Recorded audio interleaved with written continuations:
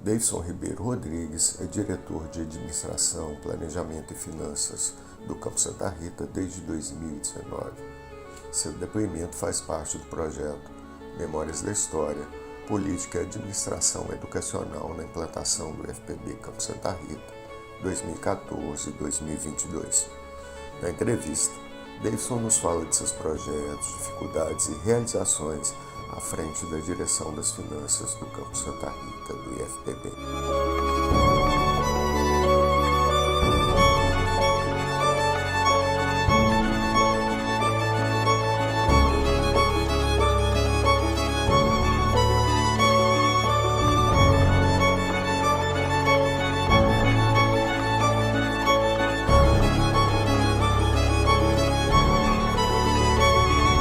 A minha carreira profissional começou quando eu iniciei na universidade em 2006, certo? Lá na universidade eu entrei na iniciação científica, tive esse conhecimento. Foi o primeiro momento que eu tive o contato direto com o que a gente faz aqui, tirando o ensino, a pesquisa, né? E foi o que me encantou e eu trilhei depois da graduação para o mestrado e o doutorado, por meio justamente do conhecimento que eu adquiri lá na universidade. Então, minha carreira profissional se resume a isso, basicamente, antes de entrar aqui, porque eu profissionalmente eu só tive uma experiência de estágio durante a graduação, e mais nada. Então, ainda no doutorado, eu estava no primeiro ano do doutorado, eu passei para o concurso aqui e 2015 eu assumi, no final de 2015. Então, essa foi a minha primeira experiência profissional, propriamente dita, como servidor técnico administrativo, técnico em química, mais especificamente. Foi um negócio que surgiu naturalmente, porque eu, quando eu entrei como servidor, como técnico em química e não tinha curso de química ainda, estava no PDI, estava no planejamento para o curso ser aberto, mas não existia. Então eu entrei e não tinha muita coisa a fazer na minha área. Então eu estava muito ocioso e o professor Sabiniano ele me chamou para trabalhar na administração. Na administração sempre tem espaço para qualquer um, porque tem muita atividade e a gente tem que fazer a escola funcionar. Esse é o objetivo da administração. Então ele me chamou para trabalhar na administração. Nesse início eu fui para a reitoria e passei um tempinho lá aprendendo a parte básica. Depois voltei para cá. Então, esse período que eu fiquei lá na reitoria, a gente ainda não era no campus.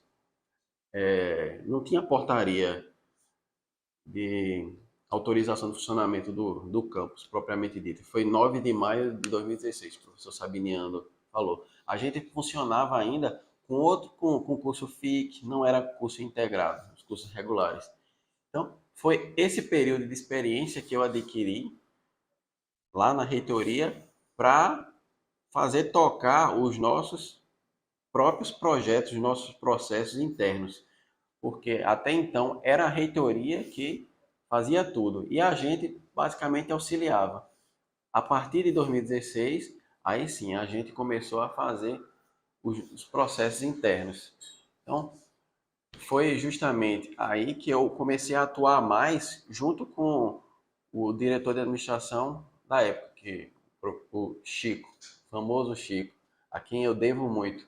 Ele me ensinou muita coisa, principalmente coisas, pessoas, né? Tratar pessoas, a parte política, porque ele é uma pessoa politicamente bem, eu considero ele um articulador oculto, articulador oculto seria a palavra, porque ele não aparece muito, mas ele sempre te direciona da melhor maneira. Então, eu aprendi muito com ele e trabalhei até 2019, quando eu assumi a direção de administração, auxiliando as tarefas, auxiliando ele, fazendo as tarefas juntamente com ele. Então, justamente por conta disso, A minha ida para a diretoria de administração, ela ocorreu de forma natural. Chico se aposentou e eu assumi.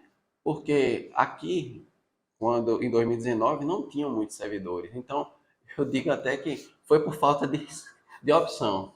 Eu não assumi por acaso, não, porque não tinha muita gente que queria assumir o cargo e principalmente assumir as obrigações, porque, como o professor Sabiano já falou, é muito ônus assumir, porque veja que a escola está na sua mão. Parou, alguma coisa deixou de funcionar, então a gente tem que fazer funcionar. É a gente que é responsável por manter a escola funcionando. Primeiro, quando eu assumi a direção de administração, a gente tinha poucos servidores. Então, basicamente, era eu e mais duas pessoas que fazia funcionar o campus inteiro, certo? Então, como no começo eram poucas demandas, então, tranquilo, dava para tocar tranquilamente, certo? Cada um pegava uma parte e cada um fazia da melhor maneira aquilo que era delegado. Mas planejamento para duas, três pessoas era complicado. Então, no início, a gente só executava, só executava. Esse início que eu falo é em 2016 ainda, antes de assumir a direção, certo? Então, 2019 já começou a melhorar, porque entraram mais gente, houveram algumas remoções e a gente já pôde fazer uma distribuição de quem ficaria com qual setor, porque até então não tinha isso. Era praticamente tudo na direção de administração junto com o Chico. Então, chegou Edith, que veio de Monteiro, ela já tinha experiência com a gestão de pessoas, então ela foi para a gestão de pessoas. Já Selma ficou no almoxarifado de patrimônio. Eu, como já estava fazendo a parte de execução orçamentária, financeira e compras e licitação, então eu continuei com essa tarefa, mesmo na administração, até que o servidor Leonardo, que era do Campo João Pessoa, veio e assumiu. Então foi a partir daí que a gente começou, que a gente pode dizer que realmente a gente começou a planejar da melhor maneira, porque a partir de então a gente começou a se reunir com as áreas e debater o que seria necessário adquirir, contratar para que o serviço ele fosse prestado da melhor maneira para o próximo ano, que a gente sempre planeja no ano anterior, certo? E inclusive é o nosso grande desafio, é planejar e conseguir executar. Porque na escola, como é tudo muito dinâmico, ocorrem muitas coisas que a gente realmente não tem como planejar. Mas depois que ocorreu, agora tem que estar no planejamento, né? Então, foi basicamente assim, a nossa entrada. Resumindo, quanto mais alunos, mais orçamento, certo? Então, o valor específico por aluno depende. Aí tem o tipo de curso, tem curso que é mais custoso para ser tocado, tem curso que é mais barato. Um curso, por exemplo, de administração é um curso mais barato do que um curso de veterinária, porque tem que ter bicho, alimento para o bicho, tem que ter vários laboratórios e na hora que o recurso é distribuído pela CETEC, na secretaria do MEC, eles levam em conta isso, certo? Na verdade, essa é a ideia, levar em conta, que é o que o CONIF vem tentando fazer, né? Mas, resumidamente, o recurso vem, chega no IFPB e é distribuído para cada unidade. Então, cada unidade sabe quanto vai receber no ano seguinte. Por exemplo, em 2024, a gente já sabe que vai receber em torno de 2 milhões e 70 mil reais.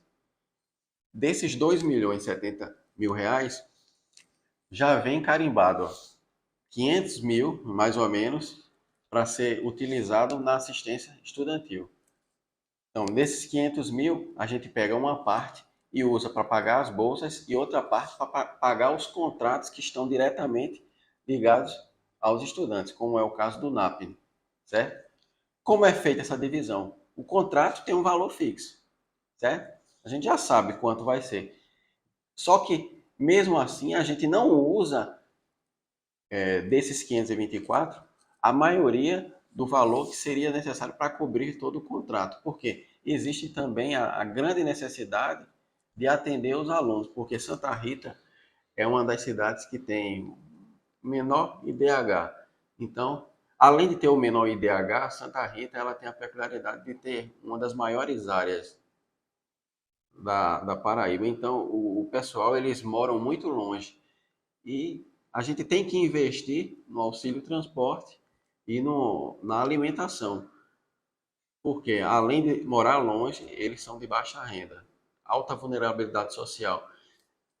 Em resumo, a maior parte desses 500 mil que vem para o ano que vem, a gente paga de assistência, direto para o estudante, para ele custear a vinda para cá e a alimentação. A outra vai para o contrato, e o que falta para o contrato, a gente retira do custeio, que ano que vem vai ser em torno de 1.500.000 de custeio.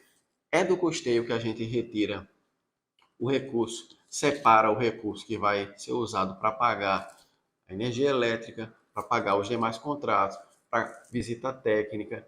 E aproveitando que o senhor perguntou como é alocado, é um grande desafio alocar. Por quê? Porque o do estudante é mais tranquilo, vamos dizer assim, porque aquele valor veio carimbado, serve, só vai pagar para ele. O grande problema é saber quanto daqueles 500 mil vai diretamente para o pagamento de bolsa, para o auxílio do aluno, e quanto vai para o contrato. Por quê? O contrato, ele varia e depende justamente da entrada. Se entrar muito estudante que tem necessidade especial, então o valor do contrato tende a aumentar.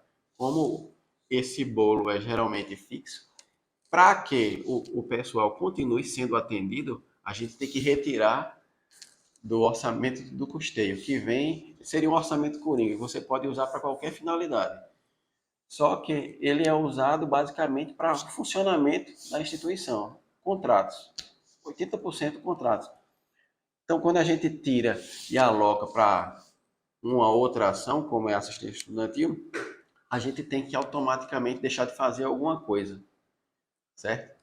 E o grande desafio é saber priorizar, o que priorizar na execução, porque visita técnica é prioridade, tem prioridade alta. Atividade fim, o ensino, tudo que está envolvido na atividade fim tem maior prioridade. Então a gente tenta não mexer com a atividade fim. Então a ideia inicial é mexer na atividade meio. Seria apoio administrativo, por exemplo. A gente, por exemplo, veio a ter portaria na metade do ano passado, porque teve uma folguinha orçamentária.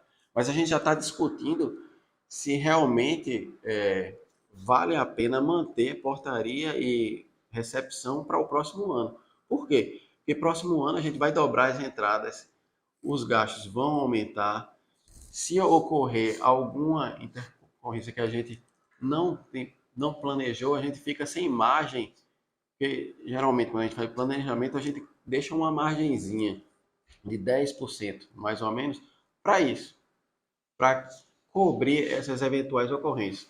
Mas resumindo, quando a gente vai dividir o orçamento, dizer para onde vai ser aplicado, a gente senta com as áreas, discute e cada um apresenta a sua demanda, só que a prioridade é o ensino, então a gente começa no ensino. O que sobra, a gente sai distribuindo para a capacitação dos servidores, para o funcionamento da instituição, é basicamente isso. Não, praticamente da mesma maneira. O recurso ele vem sendo disponibilizado do mesmo jeito. Inclusive, é uma luta do CONIF implantar uma nova metodologia para que o recurso, o montante, ele seja disponibilizado tomando como base alguns critérios, que foi o que eu já relatei, né? Porque hoje, por exemplo, o estudante que tem necessidade especial, ele custa muito para a gente manter, certo? O serviço. Basicamente, metade do que a gente recebe de assistência vai para contrato do apoio ao portador de necessidades especiais. Só que esse pessoal atende mais ou menos 10 pessoas, certo? O que o CONIF, uma das brigas do CONIF é justamente para que isso seja levado em conta na hora que a gente recebe o orçamento, na distribuição do orçamento. Quando a Secretaria do Orçamento e Finanças manda o recurso, que ela enxergue isso, mas hoje não enxerga. Todos os estudantes são vistos da mesma maneira. E a grande luta, que é o que vai causar um impacto grande de 2019, porque desde 2019 não tem mudança, basicamente, é essa. Se ocorrer essa alteração, aí sim, vai haver uma mudança que a gente pode dizer que vai melhorar muito a nossa gestão, porque a injeção de mais orçamento vai possibilitar a gente atender da melhor maneira os estudantes. Na verdade, na melhor maneira a gente já atende, dentro daquilo que a gente tem, né? Do recurso que a gente tem. Mas vai possibilitar a gente melhorar ainda mais aquilo que já é bom. As bolsas dos estudantes, a gente paga com a verba de custeio. O orçamento que vem para o orçamento da assistência estudantil, a gente prioriza o pagamento do auxílio, que é a alimentação e o transporte do estudante. E o pagamento do contrato, certo? O resto, que seria, por exemplo, as bolsas de pesquisa e extensão dos alunos, ajuda de custo, a gente vinha pagando com recurso de custeio. Mas agora, o que é que a gente faz? Para o ano que vem, eu vou explicar usando o exemplo. Desses 524 mil que eu citei no começo, que está destinado para pagamento de bolsa e o contrato do pessoal portador de necessidades especiais, a gente vai usar todos esses 524 só para essa finalidade. Nesse valor não está incluso o pagamento de bolsa, ajuda de custo. Tudo isso vai sair de custeio. O que é que a gente faz? No começo do ano, tem um período de alteração orçamentária. Então, a gente consegue pegar a parte que está planejada para ser executada com pagamento de bolsa, pagamento de ajuda de custo, tudo envolve um pagamento direto para o aluno, e a gente consegue remanejar para a ação de assistência estudantil. Então, esses 524 que hoje, que veio lá de cima, veio lá da CETEC, ó, 524 é para assistência estudantil. Eles vão se tornar 700, 800 mil, certo? Depois dessa alteração. Então, é daí que vem o pagamento das bolsas, tirando do recurso de custeio. Tudo isso para não mexer na a questão do auxílio dos alunos, porque é isso que mantém os alunos aqui na escola, por conta daquilo que eu já comentei. DH, vulnerabilidade social, território amplo de Santa Rita, então o aluno sofre muito para chegar aqui e ficar, né? Porque além disso tem o relacionamento com os pais. A gente sabe que não é todo mundo que tem uma estrutura familiar boa. E aqui no colégio é um local que a gente busca da melhor maneira complementar aquilo que ele não teve em casa, além de fornecer da melhor maneira a parte educacional, né? A gente equipou o campus com o quê? Um recurso que foi disponibilizado pelo MEC em 2019. Foi um TED de R$ 1 milhão. É justamente com esses recursos extras, como o TED, ou com emenda, que aí é o trabalho do professor Sabiniano, tentar captar essa emenda, isso já é a parte política, chegar perto de deputados e senadores, quem possa contribuir com emenda para que a gente use essa emenda para comprar material permanente. Porque dificilmente a gente consegue comprar material permanente com o orçamento que a gente tem. E essa é a grande briga, né? Conseguir aumentar o orçamento. Então, quando chega um recurso de emenda, a gente consegue cobrir aquilo que está descoberto e faz melhoramentos na infraestrutura. Hoje, por exemplo, a gente tem, apesar de o campo ser novo, foi inaugurado em 2019, a gente já tem vários problemas estruturais, mas não tem um recurso para fazer aquilo que precisa. Então a gente fica aguardando esse recurso, seja de emenda, ou seja, um recurso extra mandado pelo próprio MEC, ou até um recurso da reitoria. Pode ser também da reitoria.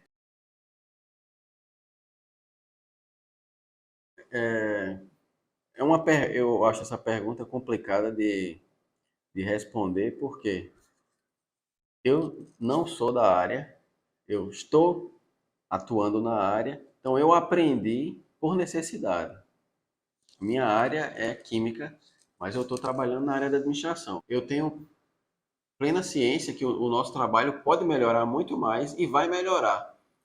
Assim que a gente receber mais técnicos administrativos, mais professores, porque o que a gente visa é atender a maior população possível. Então, para atender mais gente, a gente precisa de mais professores para cobrir a parte das aulas. Por outro lado, quando entra mais alunos, a quantidade de processos internos administrativos aumenta muito. Então, a gente também precisa de mais técnicos. E hoje, a gente tem poucos técnicos comparado com a quantidade de alunos que entram. Não porque é uma relação proporcional, mas porque os técnicos que hoje atuam, eles já estão sobrecarregados, certo? Não sobrecarregados de trabalhar e só viver trabalhando, mas não. Sobrecarregados porque a gente tem processos que chegam um em cima do outro, então a gente tem que fazer muito trabalho em pouco tempo. O trabalho não é distribuído uniformemente. Inclusive, isso é um reflexo do nosso planejamento, né? A gente tem que melhorar um pouco, ainda mais, o nosso planejamento. Mas esse é o nosso desafio, melhorar o planejamento para que a nossa administração fique melhor.